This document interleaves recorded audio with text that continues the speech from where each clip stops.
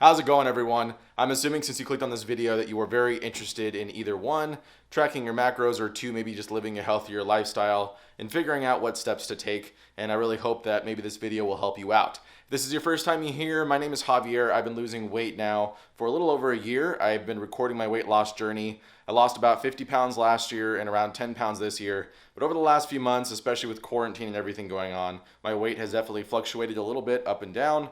And that has a lot to do with my eating. So I felt like it would be a really good time to show you guys what exactly do I eat in a week and how do I keep track of the macros. And since I haven't tracked my macros in a few months now, I think this is a really good eye-opening experience, not only for myself, but maybe for you guys too, just to really see when you actually track your food, just to see how much you're actually consuming, see what maybe you're deficient in, maybe you're not eating enough proteins, fats, and carbs.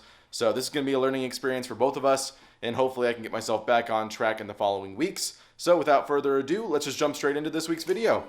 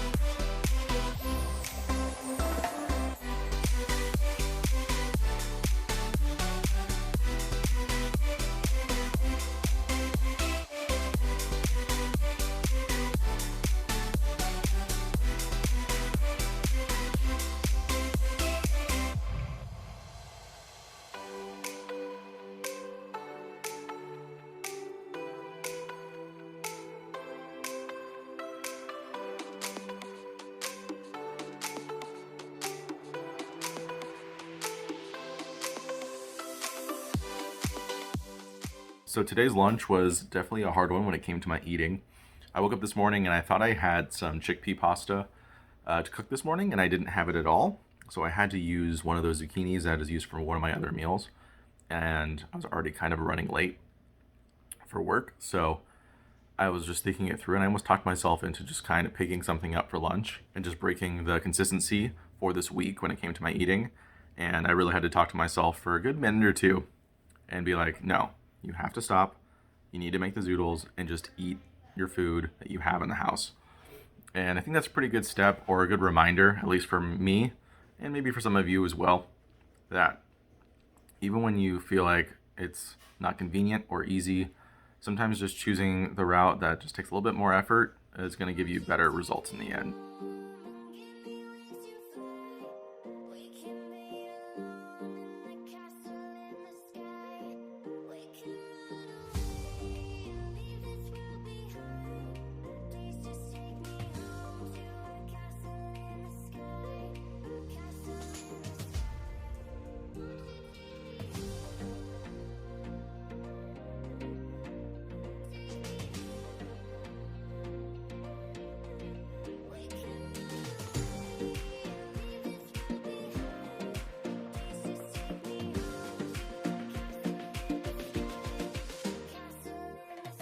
So it's super slow today at work. I just ate all of my food. What I'm going to do right now is just quickly jump in and do some push-ups while I have this little break, just so I can kind of get my blood flowing, get my energy up, because I'm feeling kind of tired right now.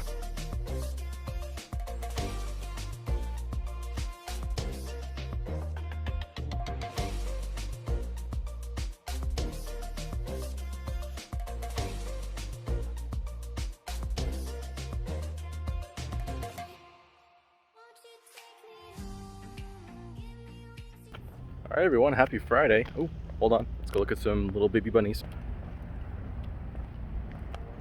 Okay, back to regular scheduled programming. I am currently outside. It is Thursday afternoon. Yeah, it's only Thursday. Tomorrow's Friday.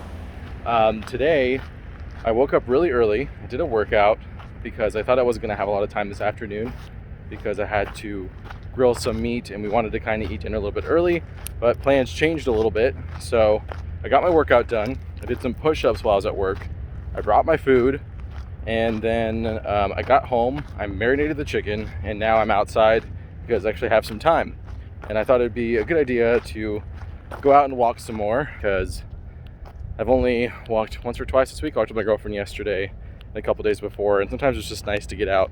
I don't have to do a full 5K. I don't have to go 5-6 miles, but sometimes it's good just to get out just for a little bit, get some sunshine before the sun goes down. And that's what I'm doing today. And I'm feeling really proud of myself, because I feel like, I don't know about you guys, but sometimes you feel like your workout wasn't that good earlier in the week, or you feel like you haven't worked out hard enough. And some days are better than others. And today just feels like a really good day for me to really push my workouts. And that's what I did. And so I worked out this morning, I'm gonna walk, and I'm feeling pretty good. So don't let one day of bad workouts affect you too much, or that you feel like you didn't push yourself hard enough, because you can always make it up throughout the rest of the week. Don't be so hard on yourself. The fact that you're even out there doing it in general is definitely a good positive direction that you're going in. And don't give up or stop. It doesn't matter if you're working out only 5 or 10 minutes or 15 minutes. It doesn't matter how small it is. The fact that you're choosing to do something that's active and better for your health is going to help you long term mentally.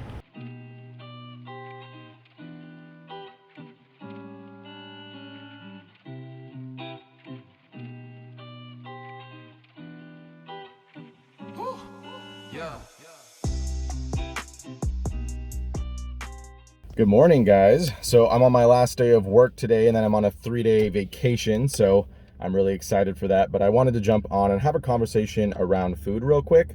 So the reason why I wanted to bring this up is some foods are working in your favor and some of them aren't. So for lunch the last couple of days, I've had basically zoodles with ground beef in it and a little bit of tomato sauce, and that's been keeping me satiated for a while. The other food that I decided to eat today were some peanut butter and jelly sandwiches. And the reason why I'm eating those today is because I have bread in the house and I have peanut butter and jelly that have been sitting there. So I thought this would be a good example of me eating something for lunch, realizing that the calories are roughly almost the same, but I'm eating a lot more carbs, not as much protein, and I'm not going to feel satiated from it. Now, this is one of those examples where they always tell you, like, you're kind of setting yourself up for failure when you're eating certain foods or doing certain exercises. So for this example, for food, this food isn't going to make me full.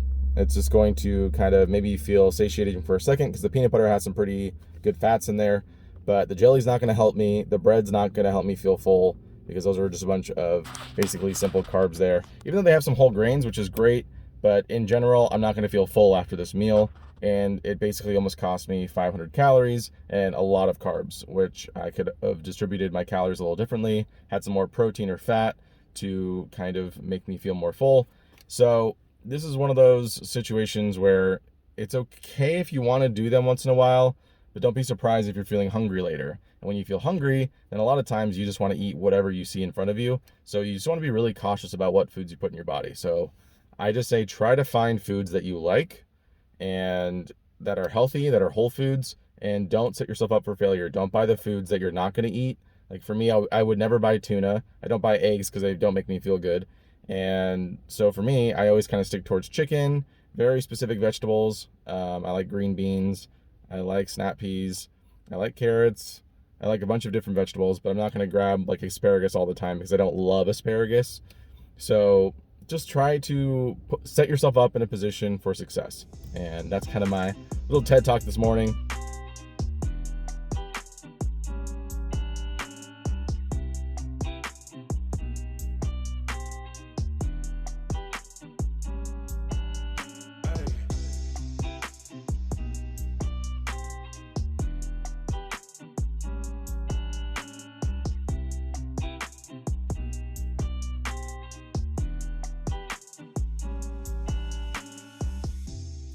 Good morning, everyone. It's around 5:49 a.m. The reason why I'm up this early is because I drove down to a local church, and there's a company called Produce on Wheels Without Waste. And basically, all the produce that can't go to grocery stores because it's not perfect, all that imperfect produce comes to this company, and they try to get rid of it in the right way without having to just kind of dump it and get rid of it. So you get around 70 pounds of produce for around $12, which is usually a pretty good deal. And if there's too much, then I can kind of give it to other family members or friends. So that's why I'm here this morning. And I am going to basically just wait a little bit. They don't open for another 10 minutes. But once I get all of that, I'm going to bring that back to the house. And then I'll show you guys what I got.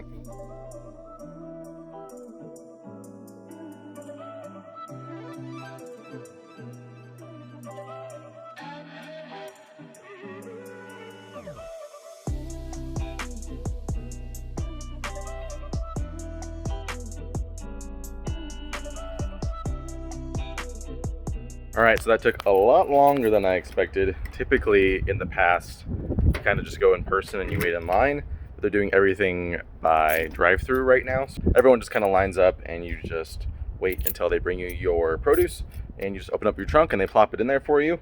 So I'm gonna show you right here. We got a few good things. I got a crazy amount of squash here.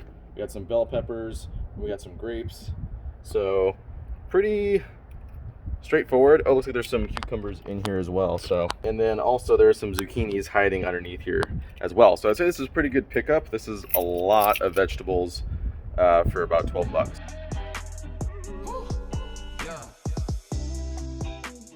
So I feel like I've had a pretty productive Saturday afternoon. So I woke up at 5:30 this morning to go get all that produce. And then I decided to go out and do some drives. So I do Uber Eats and DoorDash sometimes. Just get a little bit of extra cash because I'm trying to finish paying off my used car and trying to save up for my future. And so I decided to go out and do some driving for a little bit. So been up since around 5:30. The driving ended around 12:30ish, and I came back home and I took a nap, and I got up, did some vacuuming, I washed all the dishes, and now I'm about to go out and do a little bit more drives this evening, and then I'm gonna have leftovers for dinner.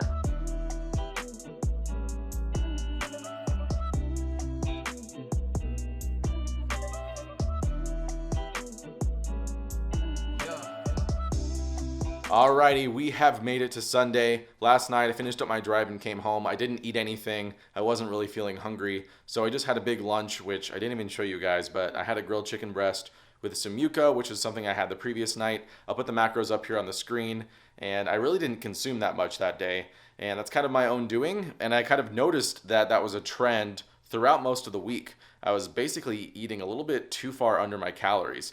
1,800 calories is kind of what MyFitnessPal puts in for me, but I usually try to shoot at around 2,000 calories for my body weight. And the reason why is because I'm trying to lose as much weight or fat as possible right now, so that's why my macros are a little bit lower, but 1,800 is like the lowest you should ever go, and I actually wasn't even hitting that every day. So that was a really big shocker for me that I noticed that I really wasn't consuming enough at all. But what I want to do here is I promised you guys I would show you exactly how I input my macros for a meal. So for lunch today, I had my taco bowl, and I'm going to go through each item with you. Okay, so the first thing I always do is I grab the food scale, I put it out, and I put a bowl on it or some form of container, and I tear the weight to 0. That way the bowl doesn't get counted for with whatever food I'm adding.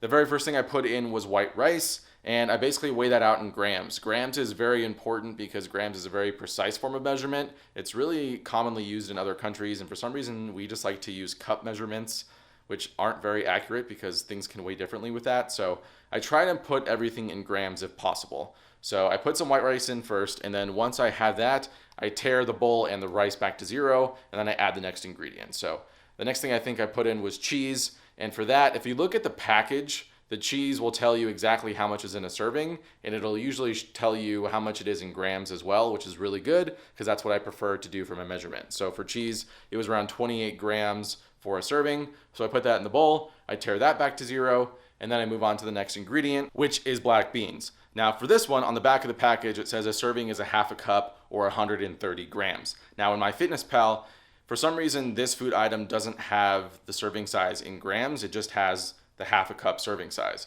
So for me, if I eat less than the serving, for me, I think today for lunch, it was only around 65 grams. So it was about half the serving. So I would just go in MyFitnessPal, find the serving size, just half it, and then I would just complete that into MyFitnessPal. So pretty straightforward. Sometimes you have to do a little tweaking. After that, I put in my chicken. Now for this one, again, there's no grams for that one, at least for this specific food item. But the cool thing is a lot of food scales have different measuring on there. So for that one, I can change it to ounces or pounds. So I switched it to ounces. Now the next ingredient, which is guacamole. Now typically if you make certain food items at home like guac, it's not going to be in MyFitnessPal, right? So something that's really neat trick is most of the ingredients in guacamole are just like onions or just lime or lemon, and so there's not that many calories in there. So most of the time what I'll do is I'll just input avocado, and I'll just put in how many grams of avocado I had, because that's where the bulk of the macros are coming from.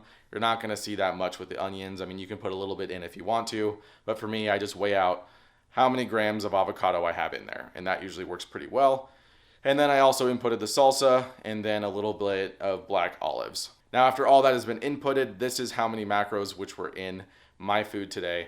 And for that, it may look a little bit scary, but I think it's also a good reality check, because sometimes I feel like we throw things in a bowl and we really don't know how many calories we're consuming or what exact macros we're sitting at. Now for me, for lunch, I really wanted this taco bowl, so I'm going to kind of build my macros for the rest of the day around that. Another thing when I'm lacking on protein, which I kind of was lacking a lot on protein this week, is I'll use a protein powder. So I still have some of that Cost protein powder I did a review on a little while back, and that's a good way to kind of get some quick protein in. It's around 20 grams of protein. But overall for this week, my macros were kind of mixed. I think a lot of the days I was deficient by almost 500 calories, which isn't that good, to be honest. And this is just kind of a good reminder or reality check for me to be better prepared in the following weeks. So starting next week, I'm going to make sure that I hit my macros the right way, and that way I can set myself up for success. I did weigh myself this morning, and I was around at 214.8, and I was around 216 the week before. My weight has really fluctuated between 214 and 218, and so now I just really want to hone down, burn off this extra fat, really start focusing on gaining muscle, making sure I get adequate protein, fats, and carbs in my body. And yeah, hopefully you guys found this video really helpful. At least I hope so. If you're a beginner and you're trying out, I really recommend to see if this works for you. If it does, great. If you also want someone to follow along with, feel free to watch the rest of my videos. I have been filming my whole journey since the beginning of 2019, so feel free to go back, check those out, or just shoot me any questions you may have. But hopefully you guys enjoyed this week's video, and I'll see you guys all next time.